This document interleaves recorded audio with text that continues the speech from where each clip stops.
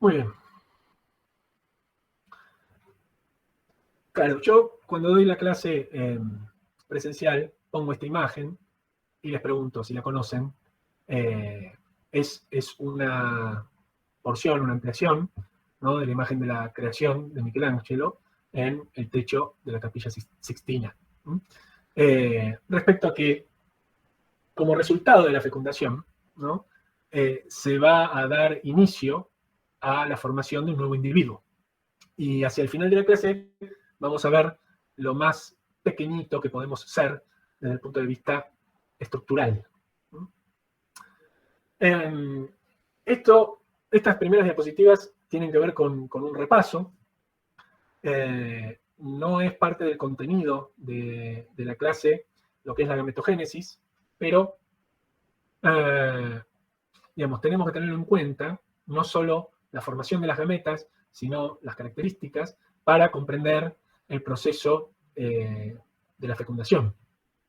Antes de meternos en esto, ahí está. La fecundación, como tal, es un proceso complejo. Tiene, u operativamente, uno puede decir que tiene un momento inicial y un momento final. ¿Por qué digo que es una definición, una descripción operativa? Porque al ser un evento biológico, los eventos biológicos, sus límites son muy difusos. Uno intenta identificar límites o momentos en particular para poder estudiarlo, desglosarlo, entenderlo. Y bueno, en muchos casos lo que tiene que ver con la medicina aplicada, intervenir. Entonces, cuando uno revisa los libros, dice, bueno, una definición pragmática de fecundación puede ser, pragmática y limitada, es el proceso de fusión de las gametas, con la consecuente generación de una célula huevo o cigoto. Bueno, eso es correcto, digamos. De ahí a que, cuando uno quiere conceptualizar lo que significa la fecundación con decir su alcance, y bueno, ahí estamos lejos. La fecundación, como les decía, es un proceso complejo que implica múltiples etapas. Esas etapas están interrelacionadas unas con las otras. Para poder entenderlo al proceso hay que seguirlo e ir viendo cómo se da la interconexión de los eventos que van llevando a las modificaciones. Y al ser un proceso complejo de múltiples etapas y eventos, ahí es donde pueden ocurrir múltiples fallas. Cuando se aborda lo que actualmente se denomina incapacidad de gestar de la pareja, fíjense cómo lo dije, incapacidad de gestar de la pareja, porque hace no tantos años siempre era: él es estéril, ella es infértil, los espermatozoides de él no son buenos, voy a decir óvulos, pero después van a ver que la palabra óvulos en la especie humana no se utiliza, y son ovocitos, pero no hay más ovocitos, o son viejos. Digamos, al plantearlo de esa manera, cuando una pareja que se conoce, que comparte hace muchos años, que incluso puede estar hasta conviviendo, planifica y desea tener una familia y resulta que lo empiezan a intentar y no lo logran, y entonces van a la consulta médica, el encarar la consulta médica hacia ver dónde está el problema, eso genera una partición, ¿no?, y una, entre comillas, echada de culpa, que lejos de abordar en forma integral a una pareja que está construyendo algo, en vez de abordarla en forma integral y ayudarlos en el tratamiento, o tratamiento no como le doy un remedio o le hago un procedimiento, el tratamiento es de tratar la situación, ¿no?, de abordar la situación. Lejos de eso, el abordaje antiguo o anterior rompía, ¿no? Porque si una pareja se presenta, ya les digo, una pareja que hace muchos años se conoce, que conviven, que tiene una relación fantástica, que trabajan, que comparten un montón de cosas, deciden ampliar la familia, ¿no?, porque ya son una familia de por sí, ampliarla con un hijo o hija, y a la hora de intentarlo no lo pueden tener. Entonces, frente a la búsqueda de ayuda con un profesional de la salud, si la respuesta es, lo que pasa que él es estéril, ¿no? Por elegir un motivo, una respuesta frente a la situación, y bueno, eso puede tender a romper la pareja, a romper el sentimiento, la autoestima de ese hombre que quiere ser padre, a romper las ilusiones de esa mujer que quiere ser madre, y romper implica quizás que esa pareja se desarma porque, situación X, la mujer quiere por sobre todas las cosas ser madre y entonces busca ser madre por otra vía. Y quizá puede ser madre por otra vía me refiero a con otro hombre. Y en realidad quizá esa situación de esterilidad, por hablar de una condición específica, se puede resolver en el seno de una pareja consolidada de otra manera, ¿no? Adopción, fertilización in vitro, técnicas, etcétera, etcétera, etcétera, etcétera. Hay un montón de abordajes. Entonces, es un concepto que me parece importante transmitirles, que la incapacidad de gestar en la pareja muchas veces implica desmenuzar qué es lo que ocurre durante la fecundación, ¿no? Y eventos o momentos que ocurren previo a la fusión de las gametas y otros que ocurren posterior a la fusión de las gametas. Entonces, definir fecundación como el proceso de fusión de las gametas queda corto, ¿no? Por un montón de aspectos. Así que a lo largo de la clase vamos a ir viendo distintas cuestiones y eso nos va a ayudar a construir el concepto de fecundación como un proceso complejo. Y entonces una de las cosas es la gametogénesis. La gametogénesis implica la formación de la gameta masculina y la formación de la gameta femenina. Ustedes vieron biología celular en el CBC, van a estar viendo biología celular en la cátedra, en su cursada, y el proceso de gametogénesis, que es uno de los, o el ejemplo fuerte de la cariocinesis por meiosis, es algo que ya han visto. De modo que la idea es que lo repasen, que lo incorporen y que esos conocimientos sean parte de la comprensión que ustedes van a hacer del proceso de fecundación. Para recalcarles a la hora de que repasen este tema, la gametogénesis, ¿no? Que implica la espermatogénesis y la ovogénesis. Gametogénesis. ¿Ustedes me ven a mí o no? Sí, se ve. Sí. Yo todos estos gestos que estoy haciendo, ¿los ven? Sí. Fantástico. Si no me iba a sentir que estaba haciendo monigotes en el aire al Pepe. Entonces les decía, gametogénesis, espermatogénesis y ovogénesis. Entonces, estos procesos comienzan con las células germinales primitivas, que más adelante vamos a ver dónde se originan, en el embrión. Y estas células germinales primitivas, en el momento en el cual colonizan o llegan a la gónada en formación, ahí se producen la diferenciación tal que las células germinales primitivas se conviertan en espermatogonias u ovogonias. ¿Tá? Y esas células, las gonias, tanto espermatogonias como ovogonias, comienzan el proceso de espermatogénesis u ovogénesis, según sea el caso. En este caso, la espermatogonia inicia la gametogénesis. La gametogénesis atraviesa las distintas etapas de la meiosis. Recuerden que la meiosis se da en dos etapas, la meiosis 1 y la meiosis 2, y eso tiene que ver con la reorganización y la distribución del material genético de la gonia, que es una célula diploide. Y entonces, todo el proceso entre la gonia y el zoide, ¿no? La espermatogonia y el espermatozoide, todo eso se denomina espermatogénesis. La espermiogénesis hace referencia a los cambios que experimenta la espermátide para convertirse en espermatozoide. ¿Okay? Cuando uno repasa la espermatogénesis, dice, bueno, espermatogonia, espermatocito 1, espermatocito 2, espermátide. Y la espermátide es la que experimenta la espermiogénesis, cuyos cambios transforman la espermátide en espermatozoide, que es la gameta masculina y es una célula ultra especializada en su función. Entonces, espermatogénesis, espermiogénesis, y el otro término que resulta un trabalengua cuando uno piensa en los tres términos a la vez, es espermiación. La espermiación es el proceso de liberación de los espermatozoides de la pared a la luz del túbulo seminífero. Yo acá, no sé si tengo forma de dibujar en el Meet. A ver, ahí salí de la pantalla completa. Lo que pasa es que en realidad acá tendría que dejar de compartir y compartir una.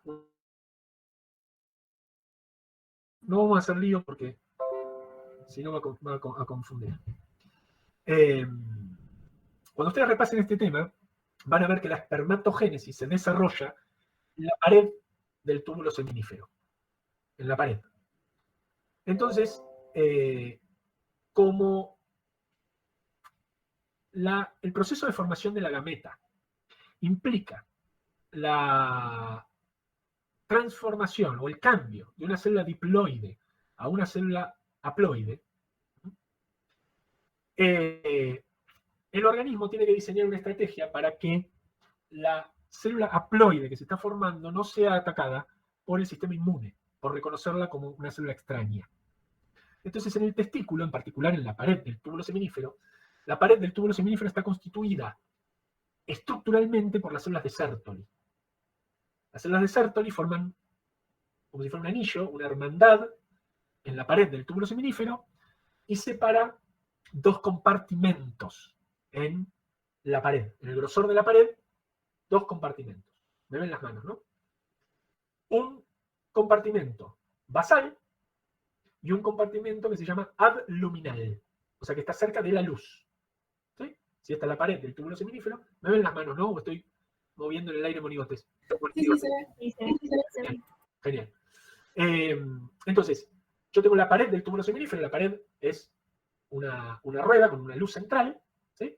Y esa pared está constituida por células de Sertoli, y las células de Sertoli tienen como unas expansiones citoplasmáticas que formarían como unos brazos que unen una célula de Sertoli con la otra, una célula de Sertoli con la otra, y en el espacio que generan esos brazos, ¿no? Si yo tuviera a alguien más ahí agarrándome la mano, mi brazo y el de la otra persona que me está agarrando separa la pared en un compartimento basal y un compartimento que va hacia la luz. ¿Me siguen con esto? Sí, sí. Esa organización es la base de lo que se denomina la barrera hematotesticular. Y entonces, ¿qué células están de un lado de la barrera y del otro lado de la barrera? Y bueno, del lado basal están las células cuyo contenido de información genética es diploide, o sea, las gonias y los citos 1. En cuanto la célula entra en la meiosis reduccional, pasa al compartimento abluminal, la célula de Sertoli genera una barrera para evitar que las células del sistema inmune las puedan encontrar, reconocer y atacar, y entonces, ya a partir de que las células son haploides, se encuentran resguardadas por la barrera hematotesticular y el resto de la espermatogénesis sigue en ese compartimento. Entonces, Profe. Cuando finalmente la célula se termina de especializar y se convierte en un espermatozoide, el espermatozoide está en el borde de la pared del túbulo seminífero. Y entonces ahí se tiene que ver el proceso de liberación de ese espermatozoide a la luz. Para que llegue a la luz del túbulo seminífero, los túbulos seminíferos se confluyen en la cabeza del epididimo, el epididimo tiene cabeza, cuerpo y cola, se continúa con el conducto deferente desemboca junto con vesículas seminales en la uretra y la uretra al exterior. Pero entonces la liberación de los espermatozoides de la pared del túbulo seminífero a la luz se llama espermiación. O sea, 3 conceptos: espermatogénesis, espermiogénesis y espermiación. Es medio un trabalengua, pero son 3 cosas claramente diferenciables. No sé si alguien quería hacer una pregunta, que escuché ahí una voz. Perdón, antes de espermiación, ¿qué era? Se me trabó. Espermiogénesis. No, pero después de espermiogénesis. Ah, no. Espermiación. ¿Cómo? Ay, perdón. Sí, no, también, gracias. No, repito una vez más. Espermatogénesis, el proceso completo de formación de la gameta masculina desde gonia hasta zoide. Espermiogénesis, el proceso de transformación de la espermátide en espermatozoide, con todo lo que implica.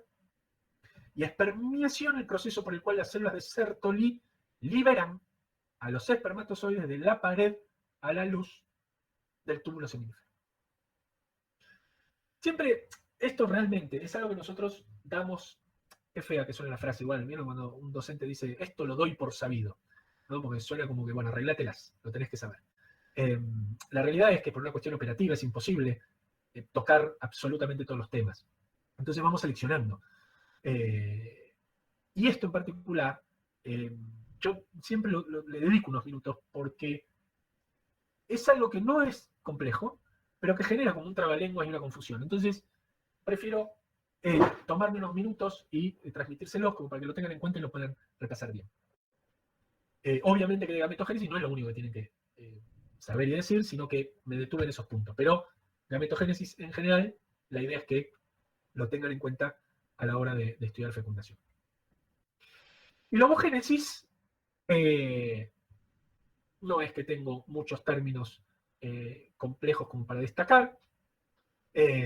Sí, la generación o la maduración de los folículos, desde que la gonia invade la gónada en formación y las células de la gónada en formación empiezan a rodear a esa ovogonia, y al rodear a esa ovogonia constituyen el folículo.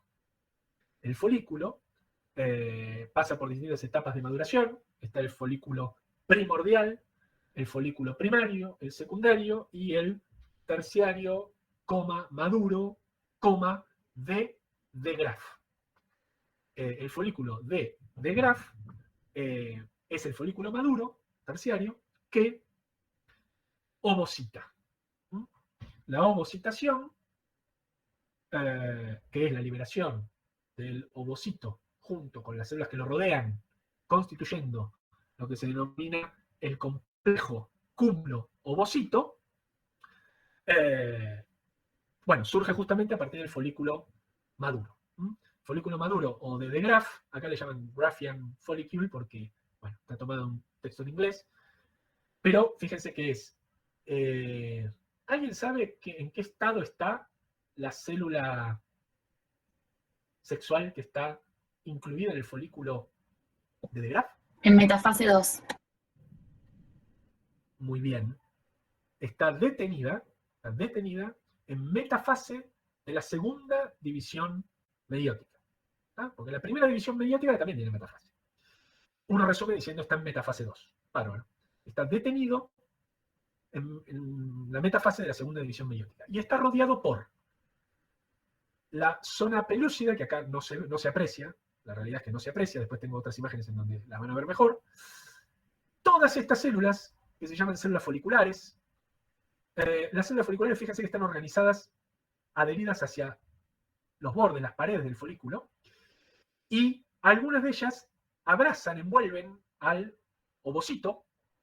Este es un ovocito 2, ¿no? Lo envuelven al ovocito para tenerlo adherido a una de las paredes y que no esté acá flotando, en el antro folicular, ¿no? Que es esto. Y las células foliculares, ¿les dije que se llaman foliculares? Sí. Las células foliculares que contienen al ovocito hacia una de las paredes se llaman cúmulo prolígero. Y en muchos libros la van a ver como cúmulus oofurus. El cúmulo prolígero o cúmulus oofurus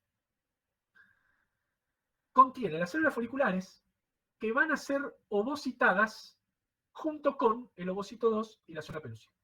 Por lo tanto, acá que vemos lo que les dije que se denominaba complejo cúmulo ovocito. ¿Por qué complejo cúmulo ovocito? Porque estas células que se ven acá son las células foliculares que eran del cúmulo prolígero o cúmulos oofurus. Lo que se ve acá no es el ovocito, es la zona pelúcida, esta estructura gris acá. Esto es una microscopía electrónica. Y el ovocito está ahí adentro. Yo tendría que abrir la zona pelúcida para poder verlo. ¿Me siguen? Y acá, ahí tocó timbre alguien. Ahí va. Yo admito a todos sin mirar.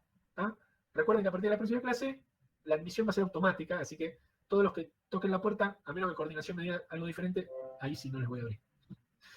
En esta imagen también de microscopía electrónica, de este dibujo, ¿no? Esta es una imagen real, fíjense que está, lo que veo acá es la zona pelúcida, que rodea el ovocito que está ahí adentro.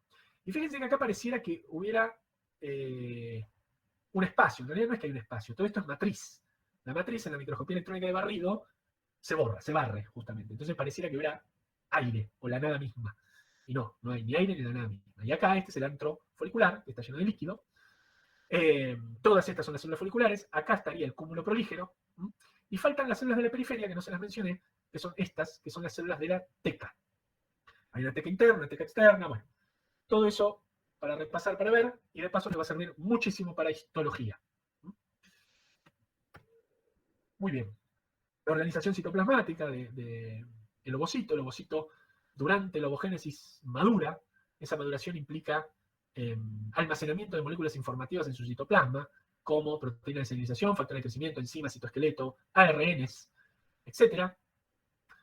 Tengamos en cuenta que el ovocito, uno podría decir que es la célula que, digamos, estructuralmente comanda, ¿no?, la formación del nuevo individuo. El espermatozoide, vamos a ver muchas funciones que tiene, pero es una célula muy pequeña que se incorpora a el citoplasma de ese ovocito. Y a partir de la nueva célula que se forma, que es el cigoto o célula huevo, a partir de ahí es que comienza el desarrollo, digamos, ¿no? El programa de desarrollo y lo que sigue. Y estas son distintas imágenes del complejo cúmulo ovocito, con distintas técnicas. Fíjense, este es el ovocito. 2. Fíjense que la zona pelúcida, la ZP, es esto que está en negativo. Porque son glucosaminoglicanos que están alrededor del ovocito y todo con microscopía electrónica de este tipo se ve como negativo. Y ven que las células foliculares acá están más sueltas, más laxas, como que rodean, pero acá están más densamente ubicadas alrededor del ovocito. En realidad tienen puentes de comunicación con el ovocito que atraviesan la zona pelúcida y además tienen elementos de anclaje que las mantienen unidas a la zona pelúcida y entre sí. Entonces, a esta disposición en forma de corona que tienen las células foliculares alrededor del ovocito con su zona pelúcida se le denomina corona radiata, ¿no? Corona radiante. Por esta imagen que se ve acá así, de este tipo.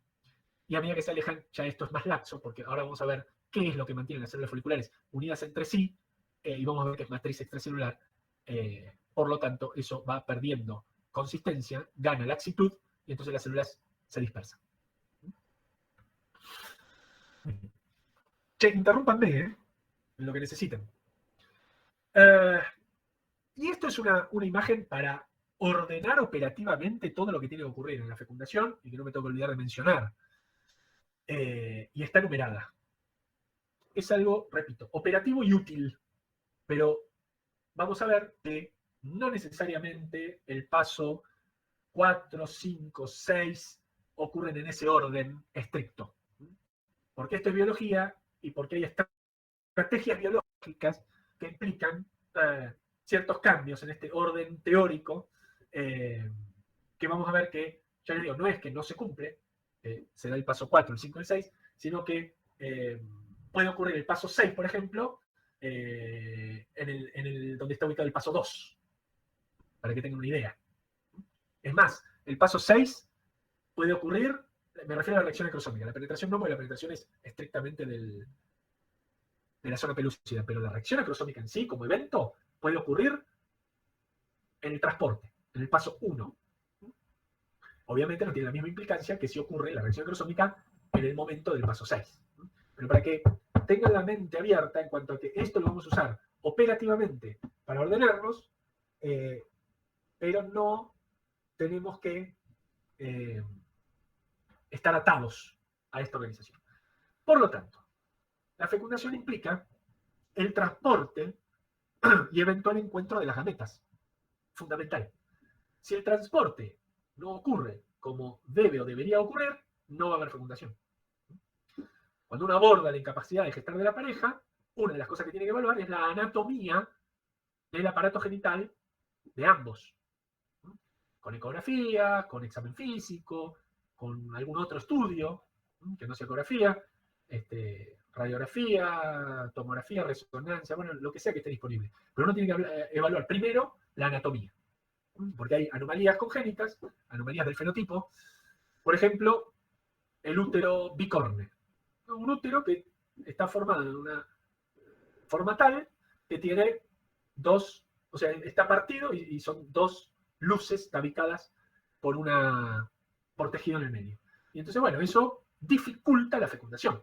Entonces, puede ser una causa y puede ser una causa de incapacidad gestal de la pareja. No sé, puede haber alteraciones en la uretra peniana del varón. Y bueno, ¿y eso quiere decir que es estéril o infértil el hombre? No. Quiere decir que hay una dificultad en el transporte de las gametas que están impidiendo o complicando que se lleve a cabo la fecundación. Pero se lo puede ayudar de muchas maneras para que, como producto de sus gametas, o sus gametas sean parte de la generación de su hijo o hija. ¿No? Entonces, el transporte y el encuentro de las gametas. Dentro de lo que es el transporte, que implica del lado materno, femenino, por nombrarlo, creo que tenemos imagen de eso. ¿Eh? No, no las puse. Okay. Pero lo podemos ver acá. Lo podemos ver acá. Digamos, si este se lo va... Sí. ¿Este PowerPoint lo vas a ver? No, este es mío. Okay. ¿Cómo?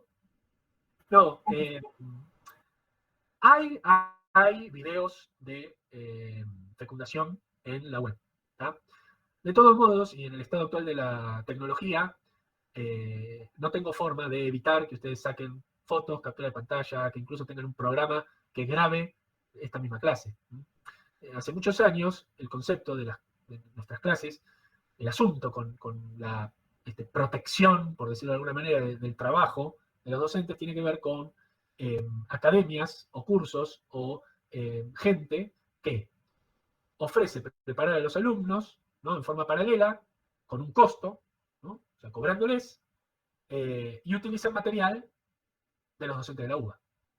Entonces, eso, que es de cuarta, o sea, es plagio y es lucrar a partir del trabajo de otro, eso es lo que intentamos evitar. Ya es imposible. Hay grabaciones mías de otros docentes, las imágenes de los seminarios, los propios seminarios. Es más, las fotos de las maquetas las subimos a la página web, porque hace muchos años estaba prohibido sacar fotos en el salón de trabajos prácticos. Está bien, en el año, no sé, 98, ponele que te lo entiendo y lo podíamos regular. Ahora, con un celular minúsculo, cualquiera saca una foto. Entonces, lo que finalmente decidimos fue subir las fotos oficiales de la cátedra con referencias y todo en la página web. Así que ya les digo, o sea, si les gusta más esta presentación, le van a sacar captura, la van a usar, todo lo que sea que ustedes usen para fines educativos y de formación de ustedes, para mí es valioso, lo aplaudo y me encanta. Después, todo lo que hace la gente que lucra a partir del trabajo nuestro, y bueno, eso lamentablemente tampoco vamos a salir a gastar energía y tiempo en perseguir a quienes plagian el material, sino que simplemente este PowerPoint, por ejemplo, no lo vamos a subir así como está completo. Igualmente es un PowerPoint que lo van a ver, es básicamente imágenes, y el contenido más contundente de lo que es esta clase sale de lo que charlamos entre ustedes y yo. No está lleno de textos la presentación. O sea, nadie que no presencie esta clase puede usar la clase para estudiar, porque hay imágenes. O sea, esta, por ejemplo. Esta. ¿Qué pueden estudiar de acá? Nada. Miran las imágenes y bueno, y ya está. Es un apoyo visual. Pero a la hora de describir todo esto, todo lo que pasa y todo lo que implica, o todo lo que charlamos acá, también ahí tiene un pequeño texto. Pero este texto no refleja todo lo que discutimos y lo que charlamos. Así que, nada. Feliz de que usen este material para estudiar, sin problema. Bueno, a lo que iba con esto, acá estábamos. Este es el ovario, ¿no es cierto? El ovario acá es una imagen de un tracto genital femenino que está, bueno, seccionado porque va a faltar la otra trompa, etc. Esto está dispuesto de esta manera. La realidad es que en el momento de la ovocitación,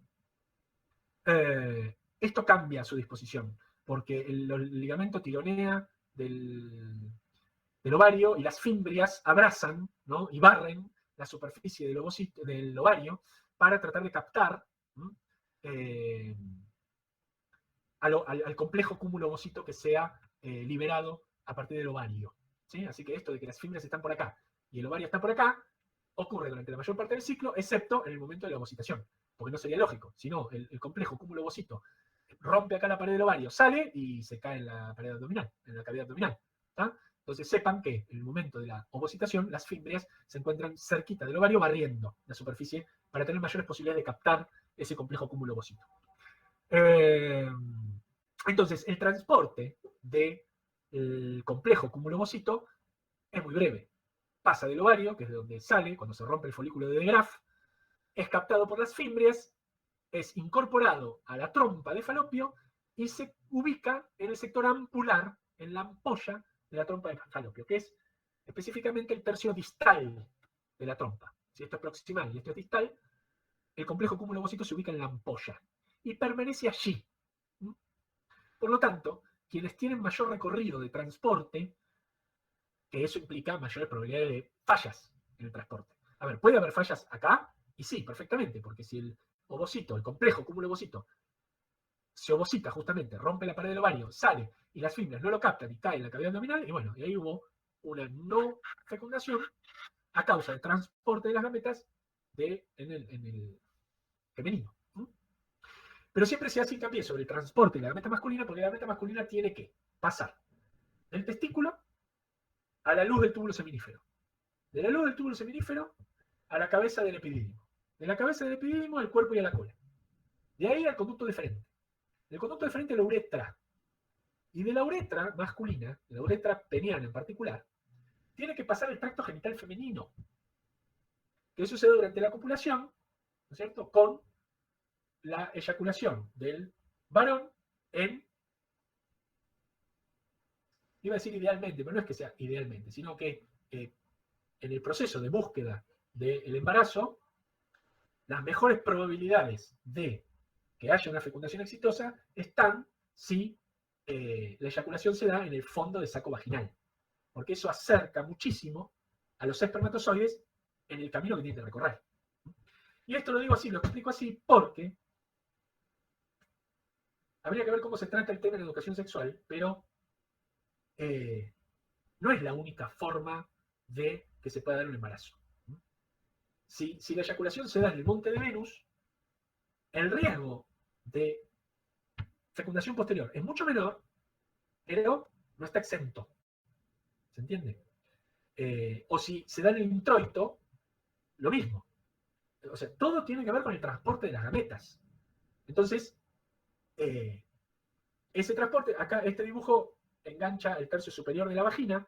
El tercio superior de la vagina tiene unos fondos de saco acá.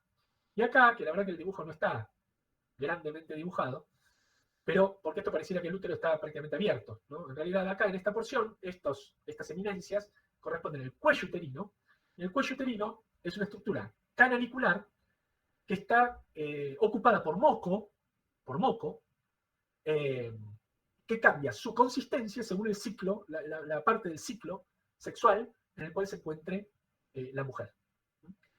Es más denso, ese moco cervical, fuera del periodo de máxima posibilidad de fecundación, que es durante la ovocitación.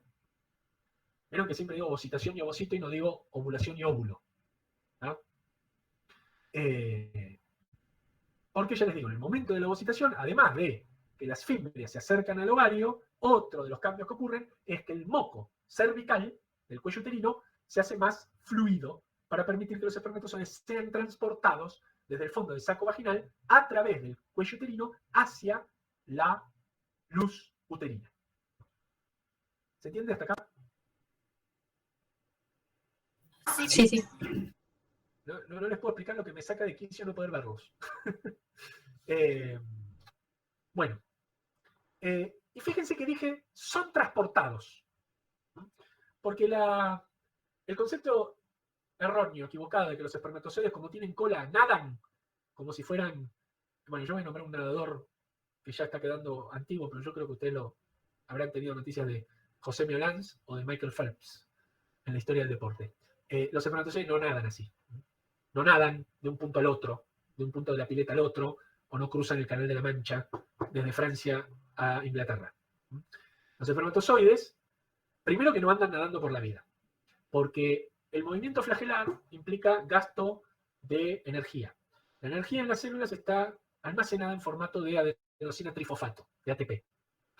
Y el movimiento flagelar consume una cantidad de ATP como si pusieran el aire acondicionado en 16. Y después tenemos cortes de luz. Pero ¿a qué voy con esto? Que los espermatozoides se transportan en forma esencialmente pasiva hasta el extremo ampular de la trompa de Falopio para encontrarse con el complejo cúmulo ovocito. Y ese transporte pasivo tiene que ver con la supervivencia del espermatozoide, porque a partir del momento en el cual el espermatozoide se hiperactiva y comienza a mover el flagelo, pasan 2 o 3 cosas. 1, el movimiento flagelar consume el ATP. Y si ese consumo de ATP se da y el espermatozoide no está donde tiene que estar, que es cerquita del complejo cúmulo ovocito para contactar con la zona pelúcida, reconocerla y penetrarla, cuando se consume todo el ATP, la célula no es capaz de generar energía a la velocidad del gasto y se muere. Y además, qué bueno que me ven en la cámara, porque si yo tengo un espermatozoide en este punto, cuando se produce la hiperactivación y el flagelo se empieza a mover, el espermatozoide no hace esto, sino que el espermatozoide hace esto. Es prácticamente la marcha de un borracho. El borracho no logra cruzar la calle, sino que da el primer paso, se para en la acera, o sea, en la calle propiamente dicha, y empieza a dar vueltas, lo que aumenta altas chances de que sea atropellado, porque nunca logra cruzar hacia el otro lado. Entonces, en este caso es lo mismo, o es homólogo, ¿no? Estoy usando esa metáfora como para que ustedes se hagan la idea. El útero, en promedio, mide... Mira, ahí logré poner un punto rojo. El útero mide en promedio de profundidad 7 centímetros. 7 centímetros. ¿Está? El espermatozoide mide 4 micrones. Micrones. Entonces, y la cola puede medir 50 a 70 micrones, ¿no? O sea, es la célula más pequeñita del organismo en cuanto a su cuerpo, pero puede tener una cola muy larga. Pero independientemente de eso, si una célula de 4 micrones trata de recorrer 7 centímetros, y bueno, si le alcanza la nafta va a tardar años. La nafta sería el ATP. Y como no le alcanza, da vuelta hasta que se agota y se muere la célula. Por lo tanto, el transporte idealmente es pasivo. Los espermatozoides no tienen la capacidad de autotrasladarse hasta donde tienen que ir. ¿Está? Y bueno, después van a leer, o a lo mejor en el TP profundizan un poco más, que de la gran cantidad idealmente que es eyaculada al fondo del saco vaginal, muchos terminan pereciendo, terminan muriendo en la vagina. La vagina es un ámbito hostil desde el punto de vista del pH del ambiente para los espermatozoides, por eso los espermatozoides son liberados embebidos en lo que se llama el líquido seminal, que lo aportan las vesículas seminales, que protegen con un pH básico a los espermatozoides del pH vaginal. Y algunos quedan ahí en la vagina. Otros logran atravesar el cuello uterino y llegar a la luz uterina, y cuando llegan a la luz uterina pueden algunos ir hacia una trompa y otros hacia la otra, ¿no? Porque no es que hay señales de tránsito que les dicen, este mes el ovocito o el complejo cúmulo ovocito está hacia la derecha, o este mes está hacia la izquierda.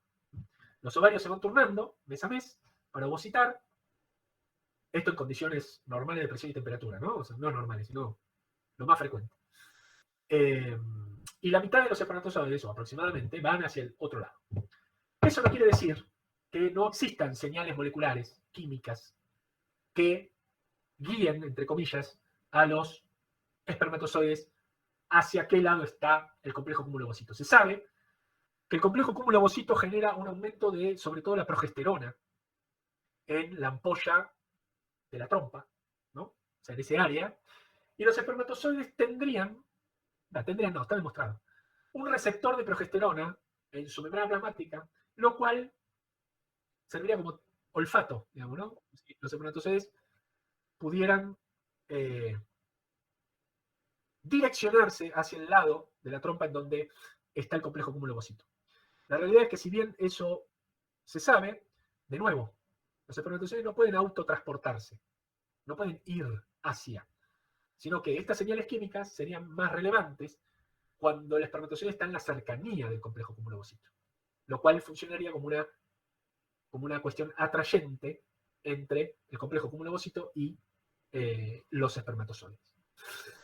Entonces son 7 centímetros en realidad son 3 centímetros de cuello uterino, 7 centímetros de cuerpo del útero, y después otros 4 o 5 centímetros de, de trompa hasta el extremo ampulado. Entonces se imaginan que los espermatozoides no tienen la capacidad energética ni estructural de nadar hasta allá. Por lo tanto, el transporte es pasivo y toda esta etapa de transporte es lo que uno tiene que evaluar cuando hay una incapacidad gestal en la pareja y uno dice, bueno, veamos primero el transporte. ¿Mm? Por todas las posibilidades de anomalías que puede llegar a haber.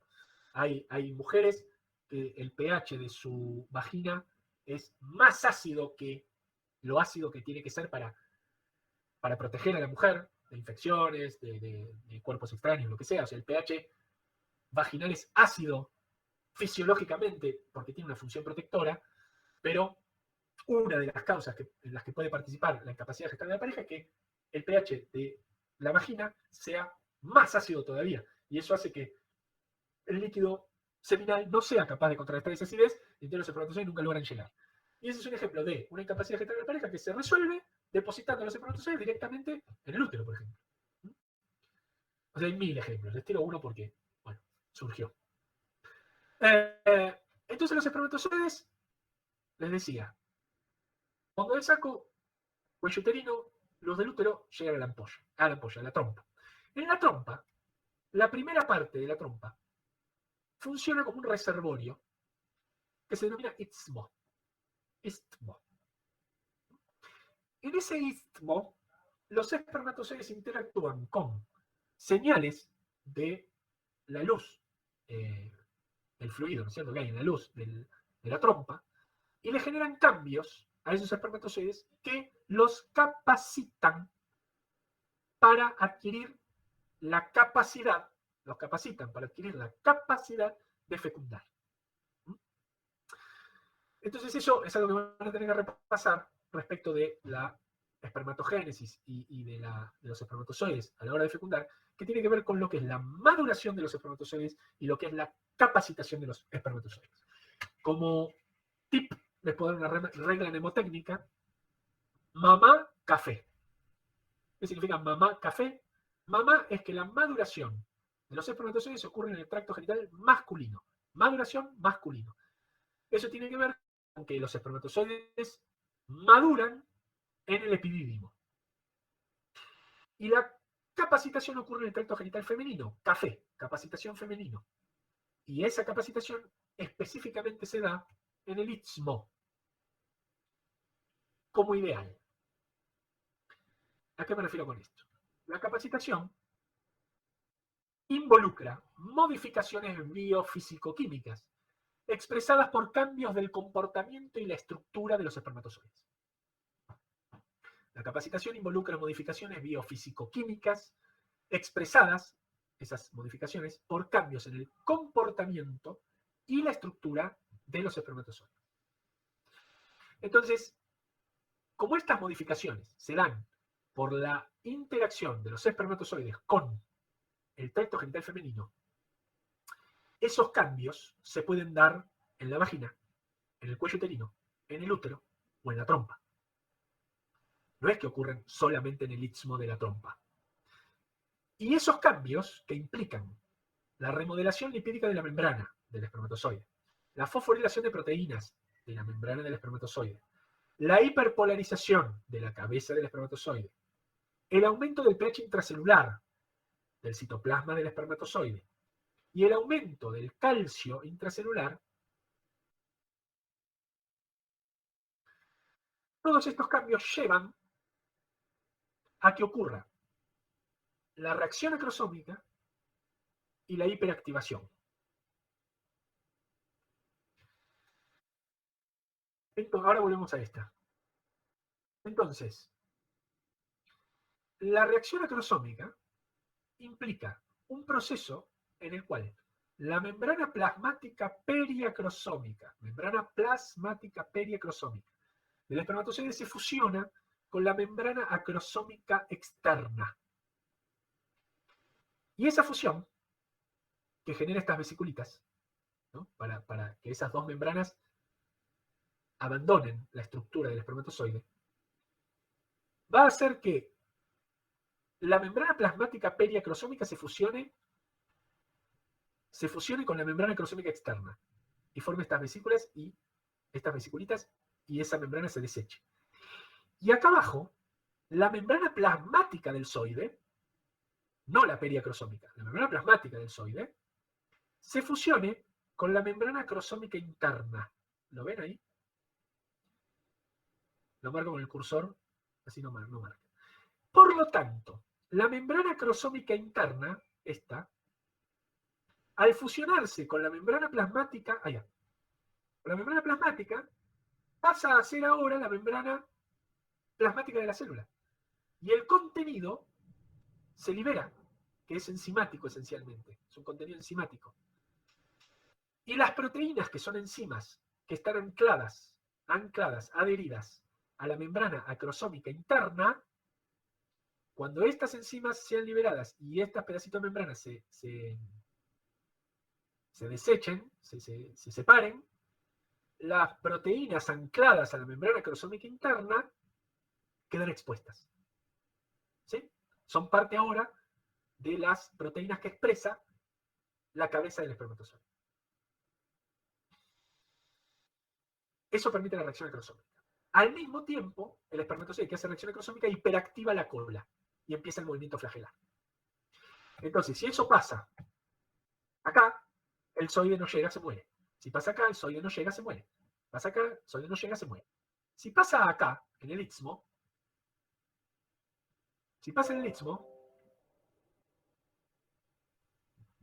tiene mayores probabilidades de llegar hasta el extremo ampular, y encontrarse con el complejo cúmulo-ovocito y fecundarlo.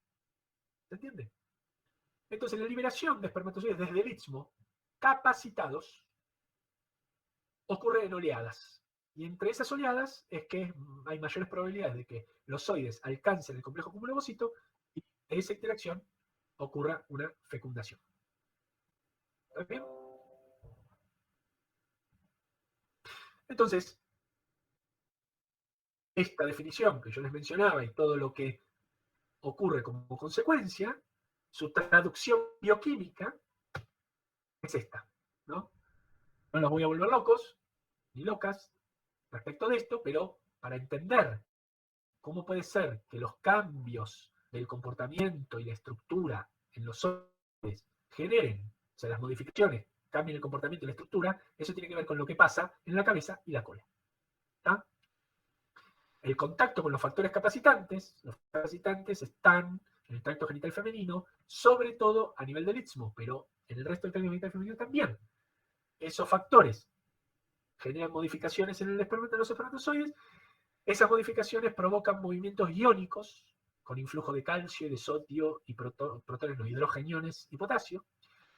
Y estos cambios en el espermatozoide, por un lado, generan aumento del pH intracelular con activación de la dineína dependiente de ATPasa, lo que genera un aumento de la movilidad del flagelo con consumo de ATP y la hiperactivación de la cola. Y el movimiento borracho. ¿Está? Para que lo asocien y no se olviden. Y por el otro lado, el aumento del calcio intracelular genera la fusión de las membranas, la plasmática periacrosómica con la acrosómica externa, y esa fusión de las membranas genera liberación de las enzimas solubles, que vamos a ver para qué sirven, y exposición de proteínas integrales de la membrana acrosómica interna, que ahora es la nueva membrana plasmática del zoide, con actividad enzimática. Son proteínas que funcionan como enzimas. Y estas dos cosas que ocurren a nivel de la cabeza, es esencialmente la reacción acrosómica. ¿Ok? Esto es... Profe, Sí. una consulta. Entonces, ¿la hiperactivación de la cola forma parte de la reacción acrosómica o es en simultáneo? No me quedó Es en claro. simultáneo. No. La reacción acrosómica es el proceso de fusión de membranas entre la membrana plasmática periacrosómica y la membrana acrosómica externa. con liberación de enzimas solubles y exposición de enzimas que están ancladas en la membrana crosómica interna. La reacción acrosómica es eso. Pregunta, ¿Cómo?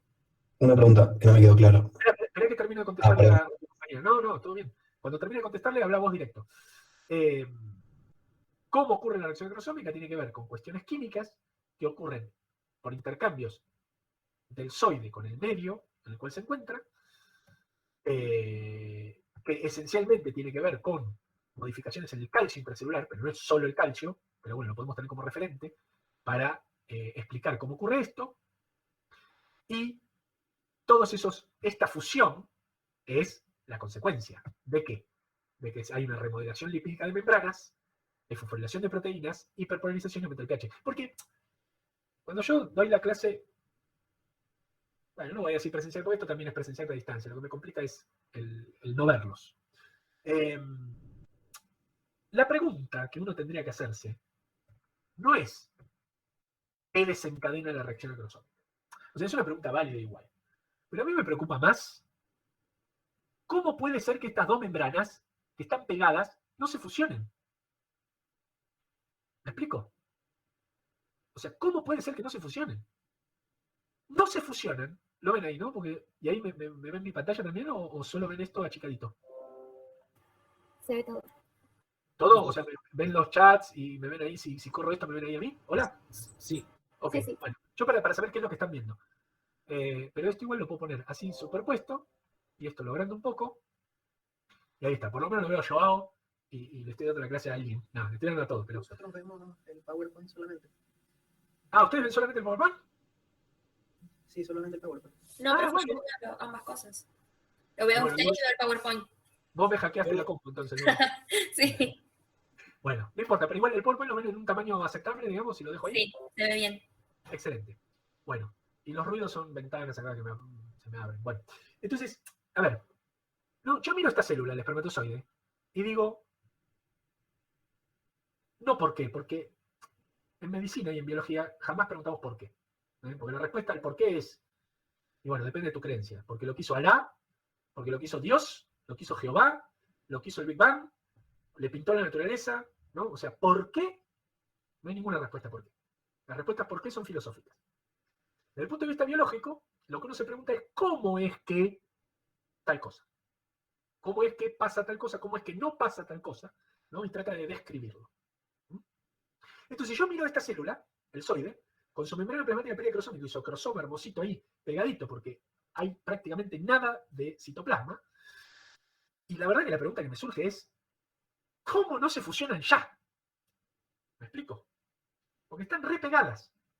Y ustedes me dirán, no, bueno, porque funciona como una vesícula, así, linda. Porque las vesículas de cualquier célula secretora o que hace exocitosis, las vesículas en general están lejos de la membrana plasmática. Y cuando van a ser exocitadas, se pone en marcha un proceso de transporte de los microtúbulos que acercan la vesícula a la membrana, y cuando están cerca de la membrana, se fusionan y hay exocitosis.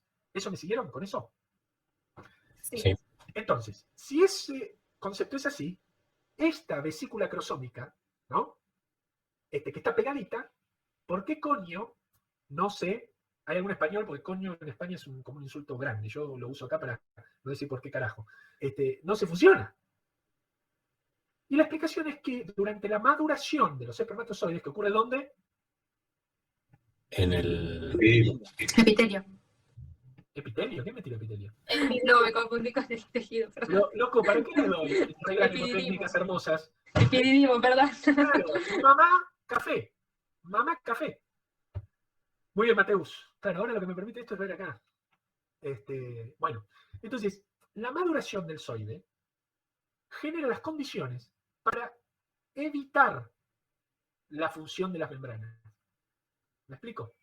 Que la función de las membranas es la reacción acrosómica. Por eso se dice que la maduración genera espermatozoides, o los cambios que opera sobre el espermatozoide hacen que no puedan fecundar, que no sean capaces de fecundar, por eso necesitan ser capacitados. Ese concepto, mis estimados, surge de la fertilización in vitro. ¿Por qué? Porque si un individuo tiene alguna condición en la cual no puede eyacular, ¿tá? Sea por lo que sea, una vasectomía, una ligadura de conducto deferente, un accidente.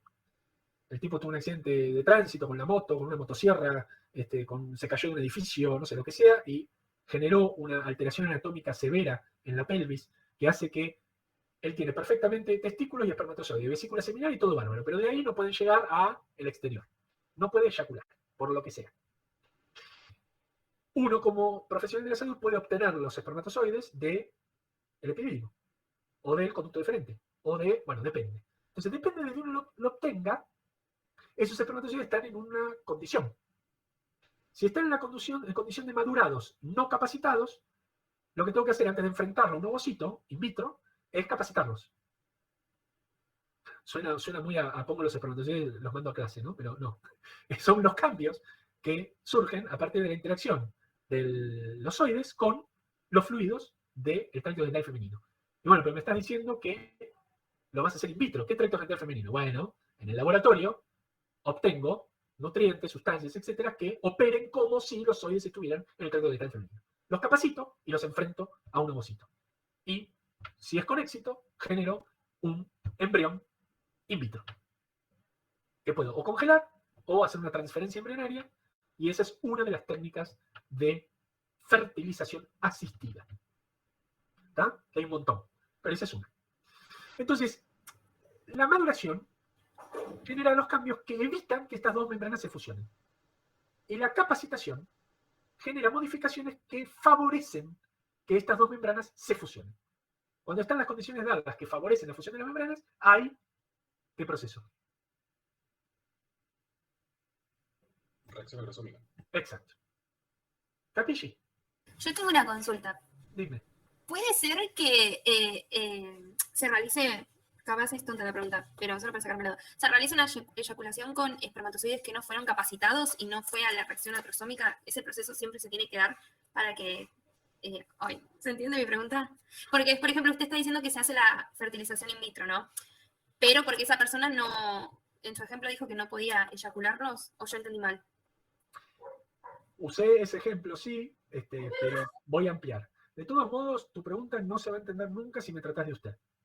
Si me tratás de vos, capto. No, es un chiste. Pero en serio, no hace falta que me traten de usted. De hecho, preferiría que no lo hagan. Y que tampoco profe, con Ezequiel o ese es suficiente.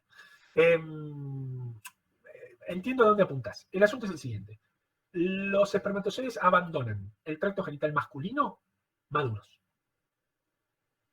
La capacitación ocurre en el tracto genital femenino.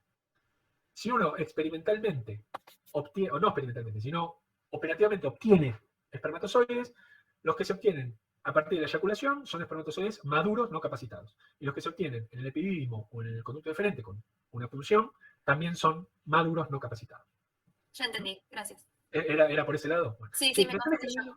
No te preocupes. Veo varias preguntas o cosas que me generan acá. Acuérdense, no los puedo ver. ¿La eyaculación no se da con espermatozoides no capacitados? Exacto, sí, Renata, entendiste perfecto. La membrana acrosómica interna se fusiona ¿con qué membrana? Con la membrana plasmática posacrosómica. ¿Está?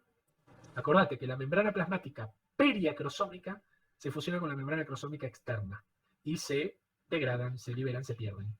La membrana plasmática posacrosómica se fusiona con la membrana acrosómica interna.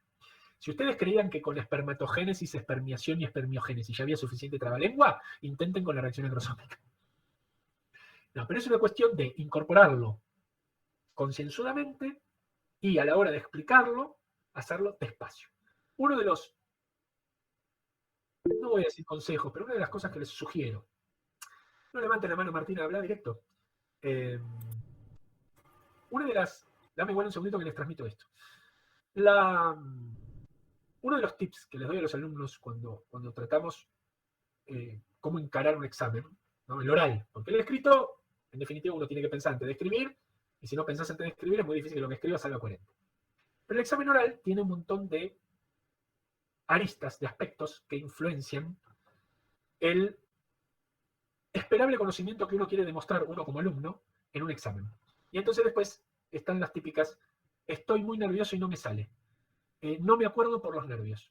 Lo sabía y no lo sé más. O lo sabía, te juro que lo sabía, pero no me sale. O uno va respondiendo las cosas y cuando responden, el docente dice, no, pero no es así. No, pero lo que quise decir es otra cosa. Entonces, todas esas cosas que ensucian un examen, mi sugerencia es que se solucionen de esta manera. Se atenúan de esta manera. Porque los nervios siempre van a estar, los olvidos siempre van a estar, el sueño siempre va a estar, los nervios van a estar, o sea, eso va a estar. Pero mi sugerencia es esta. Mientras el docente les está haciendo la pregunta, lo que hay que hacer es juntar saliva. El docente está haciendo la pregunta y uno va juntando saliva en la boca. ¿Para qué? Para que cuando el docente termine de hacer la pregunta, uno no pueda hablar al toque.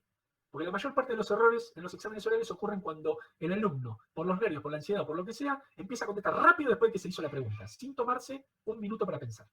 Y como eso a veces no es regulable, porque ya les digo, los nervios, la situación y todo, hace que uno cometa errores o sea atolondre en una situación en donde no hay que atolondrarse, si uno junta saliva, bueno, podés hablar después de que te hicieron la pregunta, pero vos probable que escupas toda la saliva. Entonces es una forma inconsciente, obligada, en la cual cuando terminas de hacer la pregunta uno tiene que tragar. Cuando tragas, te acordás que no tenés que abrir la boca y empezar a contestar el toque, sino que te tenés que tomar un minuto para pensar. Nadie les va a bajar el puntaje porque se tomen un minuto para pensar, ordenar las ideas, preparar un plan de respuesta y después empezar a contestar. Y contestar despacio, claro, completo y ordenado. Todo eso suma a la hora del examen y evita errores evitables, justamente evita errores evitables, a la hora de rendir un examen. ¿Tá? Lo de juntar saliva y tragar es algo del estilo como para que se acuerden que tienen que pensar antes de empezar a contestar. Pero es verdad que uno en los nervios se olvida y contesta, y después uno comete errores por apurado, y si hay algo que no podemos ser, como alumnos obviamente, pero como profesionales de la salud, es apurados. Y miren que yo trabajé y trabajaré en emergencias médicas. Pero cuando ustedes se incorporen a los profesionales de la salud, no todos van a ser emergencias, pero los que menos se apuran son los terapistas intensivos. Porque el apuro genera errores. Entonces, una cosa es ser apurado, atolondrado, y otra cosa es ser expeditivo. ¿No? Y entonces decir, hay que hacer esto, hay que hacer lo otro, hay que pasarle la vía, ponerle la vía, enfermera, vengan, hacerle compresiones, hacer las respiraciones, conectar el monitor, sacarle sangre, ponerle tal medicamento. Eso no es estar apurado, porque el apuro conduce a errores. Y en una emergencia no te puedes equivocar, no pueden haber errores. Entonces esto, que está lejos de eso, pero en realidad va en esa tendencia, no hace falta apurarse. ¿Está? ¿Quién quería preguntar algo? Yo quiero hacer una consulta, no sé si lo mencionas porque es que creo que hacer una cosa rápida.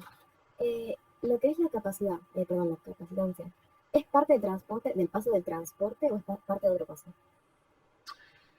El transporte es el traslado de los espermatozoides de un punto al otro y del ovocito, ¿no? La capacitación es un proceso, un evento que se da durante el transporte de los espermatozoides. Gracias. Excelente.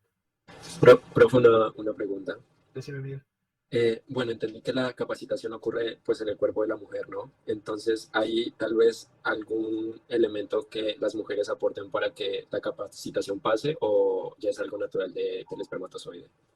No, la interacción entre los espermatozoides y las sustancias del tracto genital femenino favorecen los cambios que implican la capacitación. O sea, sería como más o menos cuando están en el cuello uterino, ¿sí? Desde ahí podrían hacer capacitación. Incluso antes. Okay. O sea, ya cualquier contacto con... Ahí Lourdes te felicito.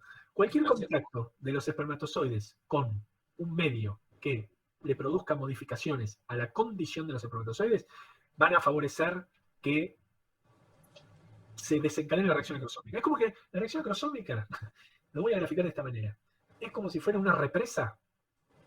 Okay. Teniendo un gran lago de agua, ¿no? Y de pronto la represa se raja. Cuando se raje, sea donde sea, esté donde esté, el agua va a terminar de romper la represa y se libera todo. La reacción acrosómica, es lo que les digo, es ¿cómo puede ser que la membrana plasmática periacrosómica y la membrana acrosómica externa no se fusionen ya? Bueno, no se fusionan porque... No, ¿por qué no? No se fusionan dado que... Fíjense, ven acá la... Ah, ya, la moví. Bueno, ¿qué te parió? No quiero aprobar nada. ¿Cómo hago para desaprobar esto? Ahí está. Bien. Les agrando de vuelta la imagen para que esto se vea más grande. Miren. Membrana plasmática. ¿Qué membrana plasmática es esta? ¿Quién me sabe decir? La del espermatozoide. Claro, pero ¿qué parte? ¿La membrana plasmática que rodea la cola, que rodea la pieza intermedia, posacrosómica o periacrosómica? Periacrosómica. Muy bien. Por más que no aclare el gráfico, lo que está tratando de esquematizar este dibujo es esta zona de acá, en donde está la membrana plasmática periacrosómica y esta que membrana acrosómica es. La externa. Muy bien. ¿Se entiende? Entonces, este espacio de acá está agrandado acá para que veamos las moléculas que participan. ¿Cuál era la membrana post-acrosómica? ¿Cómo que? ¿Cuál era la membrana post-acrosómica? Bien, si vos seguís la membrana plasmática, periacrosómica, periacrosómica, periacrosómica, periacrosómica, posacrosómica. O sea, la deltoide, que habéis dicho. Este también es deltoide. Ah, ok, claro. Todo es deltoide. ¿Me seguís? Sí, sí, sí. La periacrosómica es la membrana plasmática del espermatozoide que rodea la acrosoma. La posacrosómica es la membrana plasmática del espermatozoide que no rodea la acrosoma. Claro. ¿Bien? Bien. Fíjense que, independientemente de los nombrecitos chiquitos, aparece el amigo calcio. ¿Está?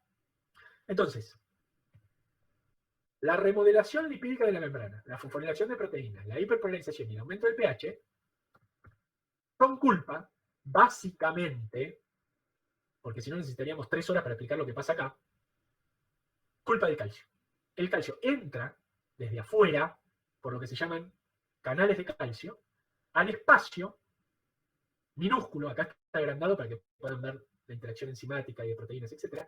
Pero el espacio minúsculo que hay entre la membrana plasmática periacrosómica y la membrana acrosómica externa. ¿Ok?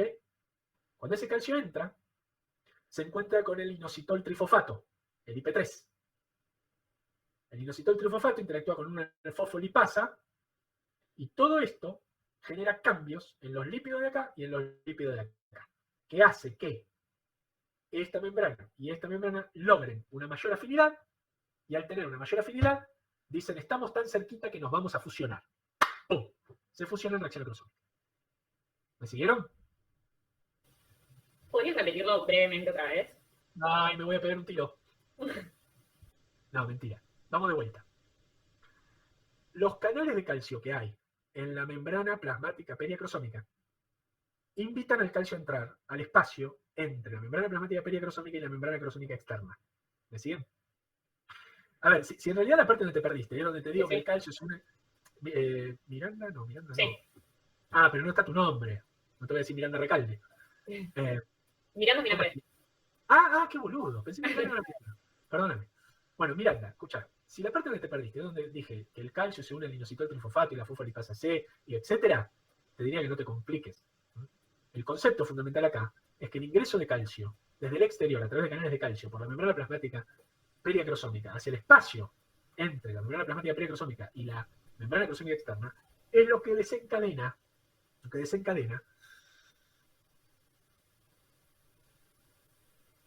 esto, la remodelación lipídica de la membrana, la fosforilación de proteínas y la hiperpolarización. Entonces, cuando ocurre la remodelación lipídica de las membranas, que si quieren se los digo también en qué consiste. Consiste, por ejemplo, en la disminución de la concentración de colesterol entre los lípidos, los fosfolípidos de la membrana. A ver, el colesterol entre los fosfolípidos de la membrana lo que hace es aportarle rigidez a la membrana. Al hacer a la membrana más rígida, las posibilidades de fusión es mucho menor. Porque ¿cómo se fusionan dos membranas? Vieron que las membranas están formadas por una bicapa lipídica. La bicapa lipídica en realidad tiene hacia un lado una cabeza polar hidrofóbica y hacia el otro lado la otra cabeza polar hidrofóbica de los fosfolípidos. Y las cadenas de los fosfolípidos están adentro. Forman lo que se llama una micela. Las famosas membranas son fosfolípidos que se protegen entre sí para separar las aguas. Toda la vida está regida por la distribución del agua. El nombre célula lo implementó Robert Koch hace 2 siglos cuando estaba mirando la superficie de un corcho. La superficie del corcho, como es tejido muerto, permite ver celdas. Las celdas es a lo que él llamó célula. La célula no es nada más ni nada menos que un sistema de separación de agua. La célula tiene agua adentro y hay agua afuera. Muchas células juntas más agua separada. La célula misma, adentro de ella, tiene compartimentos de agua. Vesícula, mitocondria, aparato de Golgi, núcleo, lo que quieran. Todo se trata de separar el agua. ¿Y por qué estoy hablando del agua? Por el colesterol que era... Correcto, excelente, Pietro. El colesterol, las cabezas polares de las membranas. O sea, si yo tengo que fusionar dos membranas, tengo que separar, unir y generar una solución de continuidad. Mejor dicho, reparar la solución de continuidad. Para que la membrana, o sea, un proceso de exocitosis. ¿Vieron cuando dibujan una exocitosis? Está bien, cuando la dibujo es una línea, pero minga, la línea es un sistema de bicapa lipídica fosfolipídica. Entonces, para producir eso, la membrana tiene que tener fluidez. Si no, no se corre. ¿Vieron cuando ustedes estudiaron en biología celular y que lo van a volver a estudiar y lo tienen que saber? El movimiento de los fosfolípidos en una membrana. Que los movimientos eran de rotación, de traslación, y el más lento de realizarse, que es el flip-flop. ¿Está bien? Para que una membrana pueda tener esos cambios, tiene que estar en estado de fluidez. ¿Eso significa que la membrana es una babita? No, no es una babita. La membrana funciona perfectamente, pero tiene un cierto grado de fluidez. Eso permite, por ejemplo, una exocitosis o una endocitosis. En este caso, que en realidad lo que va a haber es fusión de membranas, que es una exocitosis, básicamente. Para evitar la fusión, uno de los cambios que ocurren durante la maduración del espermatozoide es que aumenta el colesterol en la membrana plasmática. Y eso le confiere rigidez. Entonces, como uno de los cambios durante la maduración del espermatozoide para evitar que ocurra la reacción acrosómica es el aumento del colesterol en la membrana que le ofrece que le aporta rigidez, durante la capacitación, ¿qué creen que ocurre?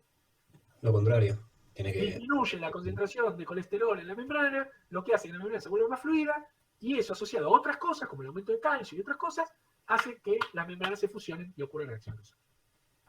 Entonces, ejemplos de eso les puedo dar varios, chicos. De remodelación lipídica, vaya, puta madre. Se nota que odio el MIT. Entonces, ejemplos de cómo ocurre la remodelación lipídica, cómo ocurre la fosforilación de proteínas, cómo ocurre... Les puedo dar, pero tienen tantas cosas para aprender y recordar que, digamos, esto yo se los cuento porque ustedes me preguntaron. En el examen no les voy a preguntar ¿cuál inositol es el que participa? ¿El fosfatidil inositol bifosfato, el fosfatidil inositol monofosfato o el inositol trifosfato? No, no son esas preguntas. ¿Ah? Por lo tanto, y esto sí se los voy a transmitir porque ya cerraría un poco lo que estamos tratando, otro de los cambios que ocurren en la maduración y que favorecen que no ocurra la reacción acrosómica antes de lo que tiene que ocurrir es que hay agentes bloqueantes de los canales de calcio. Los agentes bloqueantes de los canales de calcio son aportados por el líquido seminal para bloquear estos canales y que el calcio no entre. Porque si no, ustedes me van a decir, pero si es un canal, ¿por qué no entra el calcio? No es un transporte activo dependiente de energía o una difusión facilitada. Es un polo, es un canal. ¿Por qué no entra el calcio? Bueno, porque el líquido seminal tiene agentes bloqueantes de calcio que bloquean el ingreso de calcio a la célula. Por eso es que se entiende también que no es estrictamente necesario que los soides estén en el istmo para perder esa protección o esa cobertura del líquido seminal que bloquea los agentes de calcio. Entonces, si en la vagina ocurrió eso, y bueno, el calcio va a entrar, va a haber reacción acrosómica, el espermatozoide se va a hiperactivar y va a estar en la vagina. Y bueno, y se murió. ¿Se entiende todo esto? Sí. Es un montón. Ustedes tienen que rescatar lo conceptual. Yo explico más porque ustedes me preguntan. Y detesto la respuesta tipo, eso no lo tienen que saber, eso no hace falta que lo sepan, eso no se sabe. Yo no sé si se sabe o no todo. ¿Ah? Yo sé lo que sé. Y a veces sé cosas que se saben, pero que sé que no las sé. Y después hay cosas que a lo mejor se saben o a lo mejor no, pero no sé ni si se saben ni si no se saben. Entonces lo que ustedes van a tener de mi parte es honestidad intelectual. Si ustedes me hacen una pregunta que yo sé, les voy a contestar. Si hay una pregunta que sé que se sabe, pero no sé, les voy a decir se sabe y hay que ir a buscarlo. Y si es algo que no sé, si se sabe o no se sabe, les voy a decir no sé. Ni si se sabe ni si no se sabe. Y si es algo que sé que no se sabe, que es eso es lo menos probable, porque nadie sabe todo lo que se sabe y lo que no se sabe, pero si hay algo capaz les digo, che, mira, ¿sabes qué? Esa pregunta que hiciste es brillante. No se sabe, y ojalá vos seas el próximo que la descubra y sea tu aporte a la humanidad. ¿Está? porque ustedes se están formando como médicos en la Universidad de Buenos Aires y el pensamiento crítico y el criterio de formación que tratamos los docentes de transmitir a nuestros alumnos es que se superen constantemente. Si yo les digo, esto lo tienen que saber y esto no lo tienen que saber, los estoy limitando, no los estoy expandiendo. No los estoy promoviendo a ser mejores que yo y que sus otros docentes, etc. Les estoy diciendo, no, esto no lo tenés que saber, o no hace falta que lo sepas, y esto sí. Por lo tanto, siempre van a saber menos que yo, por lo menos en este área. ¿Y por qué? ¿Porque yo soy un egoísta? No. ¿Está? Entonces, de nuevo, no se angustien. Y no todas las clases van a ser así con este nivel de detalle pequeño, ¿no? Sino que simplemente van a fluir en sus preguntas y en cómo la clase vaya yendo. ¿Eh? Bueno, son las